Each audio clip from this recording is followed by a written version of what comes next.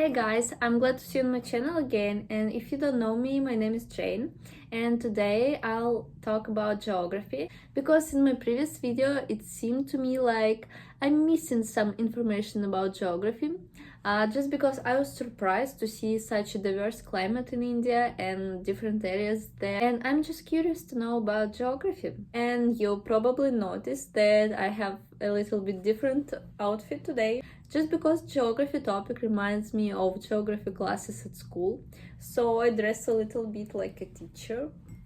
I hope you like it, and let's watch a video. Yeah, let's watch it.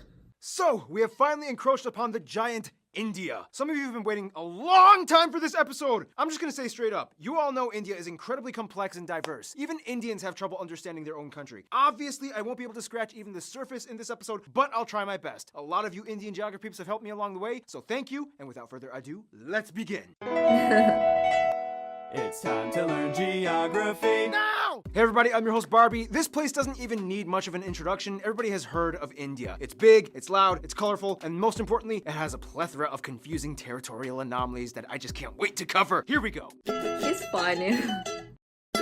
There's an old saying, India is a place where everyone is in a hurry, but no one is ever on time. First of all, India is located in South Asia, right on the Indian and Arabian Seas and the Bay of Bengal, bordered by 6 other countries, so close to 7, but that land bridge between Sri Lanka got wiped away like 600 years ago by a cyclone. India is divided into 29 states and 7 union territories, with the capital New Delhi, which acts as its own administrative unit, located in the capital territory. Keep in mind, New Delhi is actually just the name of one of the districts in the capital territory made up of 11. The largest city, however, is actually Mumbai, with New Delhi, Bangalore or Bengaluru, and Hyderabad following after. However, the 4 busiest airports are Delhi Indira Gandhi International, Mumbai's Chhatrapati Shivaji International, Bengaluru's Kempe Gowda International, and Chennai International in the south.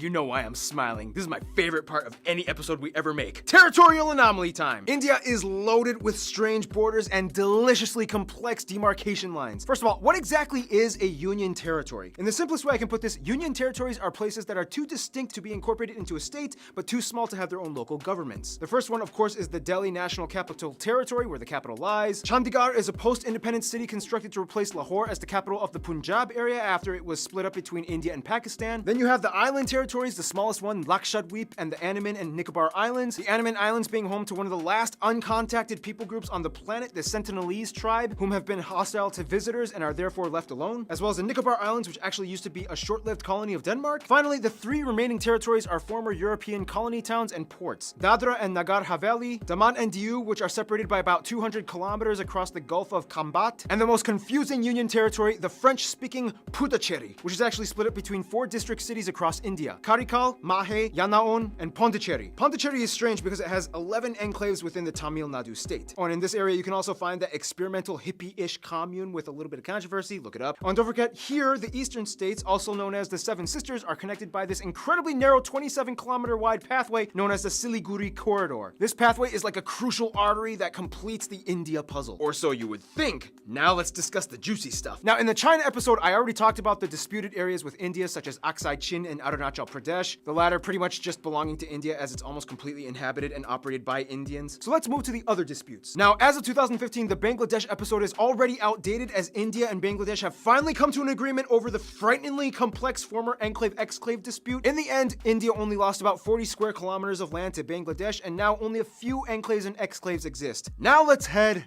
north. Now, when you try to draw the shape of India, you might want to be careful which depiction you use. Some might use this picture, some might use this, some might use this, and those that don't really study very well might use this. The point is, the whole area is like the most heavily militarized, diplomatically stressed out region on the planet. It's already had like 4 wars in the past half century. Basically, India, Pakistan, and to some extent China all want the entire area for themselves, although it's more of like a Pakistan-India thing. In the China episode, we already discussed the Chinese disputes with India, so I won't cover those in this episode. If you want to learn more, just watch the China episode. But anyway, this entire area was a former domain known as the princely state of Jammu and Kashmir that was under royal Maharaja rulers all the way up until independence. Currently, this place is split up by this fenced-off militarized line known as the Line of Control between India and Pakistan. Why is this? Well, in the quickest way I can put this, Okay, the British are out. We get to take your land. no, we want to be an independent princely state. We're supposed to take your land. And majority of your people are Muslim, just like us. Even though your ruler is Hindu as well. Hey, India? Yeah, If you help me, I'll let you secede my territory to your land with autonomy. deal. Ha! Your problem now! I love how Mike played India. He totally represents India. Oh, and keep in mind, Pakistan's capital, Islamabad, is less than 80 kilometers away from all that drama. The line of control meanders through the mountains until it stops at a point called NJ9842. This is where things get really crazy, because from there you hit the Siachen Glacier, the second longest non-polar glacier in the world, and this is pretty much the dead man zone. After point NJ9842, you hit the actual ground position line, a series of military outposts that extend all the way to the Chinese border. That means everything in this area is ground zero for the Indo-Pak tension. And you know, the crazy thing is there's actually literally small towns of normal regular civilians living in these areas high up in the mountains, many of which just go about daily life, going to work and raising their families. Otherwise, they have a river dispute with Nepal and various river islands disputed with Bangladesh. Outside of all the dispute stuff though, India not only has the world's second largest road network and 3 of the world's top 10 megacities and their own space program, but they also have a copious abundance of landmarks and notable sites, way too many to list, but some of the ones that you guys, the Indian geography peeps, have told me to mention include places like the abandoned Danush Kodi Ghost City, Golconda Fort, the 4 pillars of Charminar, the Ajanta Buddhist art caves, the Ellora monolithic ruins, Mandu Fortress, the Golden Temple, which feeds over 100,000 people a day, the Gol Gumbaz Mausoleum, the Kalavantin Durg Post, the ruins of Hampi, the hill forts of Rajasthan, Shatrunjaya Hill, which is basically like a mecca for Jains, the Temple of the Bodhi Tree, Jal Mahal, Bangar Fort, the most haunted place in India, Mahabat Maqbara, and keep in mind, just like in China, you can find a Great Wall of India in Rajsamand. There's also the Paritala Anjaneya Temple with the largest statue in India depicting Hanuman, and at over 150 acres, the Sri Rangan Attaswamy Temple, the largest Hindu temple in the world. Oh yeah, and there's also that building with the stuff in the thing, whatever. Anyway, we could go on for centuries talking about India's rich constructed domicile, but what it lies on top of is even more fascinating. Now, don't make this mistake. I'm going to India. All I need are my sandals and sunscreen. Yeah, I thought so. 7th largest country in land area, India has a wide range of landscapes, climates, and elevations that all contrast from one corner to the other. First of all, let's talk about the north. India sits on the Indian tectonic plate that essentially smashed into the Eurasian plate, which in return created the largest mountain range in the world, the Himalayas. The force is so strong that it's estimated that the Himalayas grow about 2.4 inches Himalayas or 6.1 are centimeters here. every year. We can find Kanchenjunga, the tallest mountain in India, or the 3rd in the world, right on the border of Nepal. Keep your eye on these mountains. These are pretty much the source of most of India's major rivers that give life to the whole country. That's why India takes these mountains so seriously. You can also find the largest natural lake, Wular, up in the Jammu Kashmir area. Below the Himalayas, you reach the North Indian River Plain, sometimes referred to as the Indus Ganga. This is the most fertile part of India, where the most important rivers like the Ganges and its tributaries flow. Heading a little south, you reach the Satpura and Vindhya ranges that pretty much divide North India from South India. On each side, you get the West and East Ghat Mountains, which in return creates this massive triangle thing called the Deccan Plateau. This place is moderately forested, especially in the east in the Chotra Nagpur Plateau, where you get a section of the swampy Sundarbans that they share with Bangladesh. Check out the Bangladesh episode. Head a little west and you get the dry Thar Desert along the border with Pakistan, as well as the Rann of Kutch, known as the Salt Desert. And finally, the only active volcanic area would be the Andaman and Nicobar Islands, with Barren Island having actual conical eruptions and Bharatan having tame mud volcanoes. Now here's the thing, although India has a relatively high population density, they do relatively well with maintaining their ecological footing. In fact, in 2016, they beat a world record by planting, disputably, 50 million trees in one day. They've also agreed to reforest about 12% of their country by 2030. The most heavily forested area being the 7 sister states in East India. Now, one of the factors that contributes to this would be the fact that India has the lowest meat consumption in the world, with the highest population percentage of vegetarians at around 40%, most of whom are lacto-vegetarians that consume milk products. By the way, in India, when buying groceries, this label means vegetarian and this one means not vegetarian. Nonetheless, the remainder of the population does typically eat some kind of animal protein, mostly in the forms of seafood or chicken, but almost never beef or pork unless if you are part of the Muslim or Christian minorities scattered throughout the west and east areas. Now, let's talk about the role of cattle, shall we? India has more cattle and livestock than anywhere else in the world. 330 million. And it's interesting because since they have prevalent Hindu traditions, the killing of cows is illegal in many of the states except for a few, and each state has varying degrees of punishment for committing intentional cow slaughter. Keyword intentional. Cows accidentally get hit by cars all the time. Once a cow is too old to produce milk, it typically is released into the open to die naturally in the wild, ideally. Nonetheless, male cattle get it much worse as they are deemed as kind of useless. Some places use them as draft animals for labor, some religious sects use them as sacrifices, but otherwise they are typically sold to the underground market for beef or hides. To this day, say there are about 6 times as many female cows as male cattle in India, so that means, yeah, something's happening to the males. Nonetheless, India does have the 3rd highest carbon emission rate after China and the US, 4th if you consider the EU. However, emission per capita, they rank pretty low at only about 2 kilotons per person. Contrast that with Qatar at about 40. There are 94 national parks, 501 animal sanctuaries across the country where you can find some of the national animals like the peacock, the Ganges River dolphin, the king cobra, the Indian elephant, and the highest population of Bengal tigers in the world, which are all highly protected. India also has the most irrigated land in the world, which allows them to become the #1 producer of multiple products like millet, bananas, lemons, limes, mangoes, ginger, chickpeas, Oh, milk, mangoes, I butter, love mangoes. fennel, fruit, and about 75% of the world's spices alone come from India. Speaking of which, food! Typically, you can find the staples roti, chapati, and naan in the north. He's idli, and dosa in funny. the Everybody eats rice. The more commonly commercialized Indian foods that we in the West grew up knowing, like samosas, tikka masala, tandooris, and my favorite Indian dish, palak paneer, these usually come from the northern regions of India. Seriously, India, you took spinach and made it fat. I love you guys. Otherwise, the West is mostly known for their chutneys and foods as well as beef, since there's a high number of Muslims and Christians. The South uses a lot more coconut and has some of the best curries like porials, sambras, rasams, and tutus. And the East is known for having the best desserts like peda, mishti doi, rasgulla, or shondesh. Speaking of which, India is so diverse and complex that sometimes even Indian people need translators when going to different states. It's about to get 10 times more confusing in about 3, 2, 1. Shashti Tharoor once said, "In India, we celebrate the commonality of major differences. We are a land of belonging rather than blood." First of all, India has a population of about 1.3 billion people and is the 2nd most populous country in the world after China, with about 18% of the world's population. About 72% of the country is Indo-Aryan and a quarter are Dravidian, and the majority of the remainder are Mongoloid, Asian, and other people groups. They also use the Indian rupee as their currency, they use the Type C, D, and M plug outlets, and they drive on the left side of the road. By the way, technically it's illegal for these banknotes to leave the country, but you guys have sent me a lot of them for fan mail for Fan Friday videos, so They drive on the left side of the road. It's so confusing and uncomfortable. I don't want to go to So weird. Now keep in mind, those statistics that I just mentioned are incredibly generalized. Of the Indo-Aryan and Dravidian communities, there are about 2,000 different ethno-linguistic people groups in India, with about 645 district indigenous tribes, 52 major ones. So obviously we can't cover them all, but what we do know is that the North is very different from the South. For one, the North mostly speaks in languages that are all related to the Indo-Aryan branch, with languages like Hindi, Bengali, Punjabi, and Gujarati, whereas the South speaks a completely unintelligible Dravidian branch, with languages like Tamil, Telugu, Malayalam, and Kannada.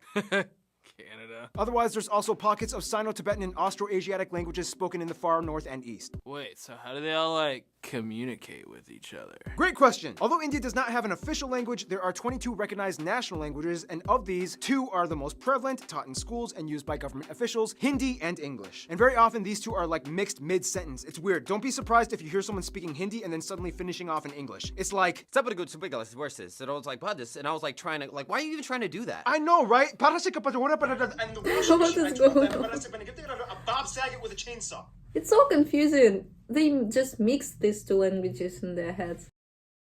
Now, of course, let's discuss the one thing that goes hand in hand with India, Hinduism. About 80% of India claims to be Hindu, or at least part of the Hindu practicing community. Now, we don't have time to explain everything about the tenets and multi-layered philosophies and practices of Hinduism. If you want to know, just talk to a Hindu person. But basically, one thing you do need to know is that Hindu-driven ideologies pretty much dominate most of life in India, everything from family to business. You will see colorful, mesmerizing shrines, temples, statues, and rituals being performed everywhere, even in public. On the Bharat Mata, the Mother of India, statues are everywhere. She's like the symbol of India. The largest Hindu pilgrimage, the Kumbh Mela, happens every 3 years, rotating between 4 cities, in which the adherents bathe in the Ganges River and enjoy a massive festival with tens of millions of people. Like, seriously, you can practically see it happening from space. Now, a controversial topic in relation to Hinduism would be the caste system, which is basically a belief that people are born into a socioeconomic life that they are destined to serve into. Today, however, the system is more fluid and loose from what it used to be from a long time It's ago. hard for me Fixed to economic understand reforms, this caste anybody with enough system. drive kind of move up the social ladder regardless of birth. Nonetheless, India is home to every major religion in the world, even a few Jews, including the B'nai Menashe, an indigenous group that claimed to be one of the lost tribes of Israel. In fact, Judaism and Christianity actually had a head start in India way before it even kicked off in Europe. As tradition holds, Cochin, or Malabar Jews, migrated around 1000 BC to trade during the times of King Solomon, and in 53 AD, Thomas, the apostle of Jesus, arrived in what is now the state of Kerala to establish the first church in India. Today, most Christians are found in the southwest and far east Seven Sisters regions. India also holds the the highest population of Sikhs, Jains, and Zoroastrians, mostly found in the north, and the second largest Muslim population in the world after Indonesia. Most Muslims are populated around the northwest areas by Pakistan or in the east by Bangladesh. Oh, and don't forget the Buddhists. In fact, Buddhism actually started in India. I love Buddhism.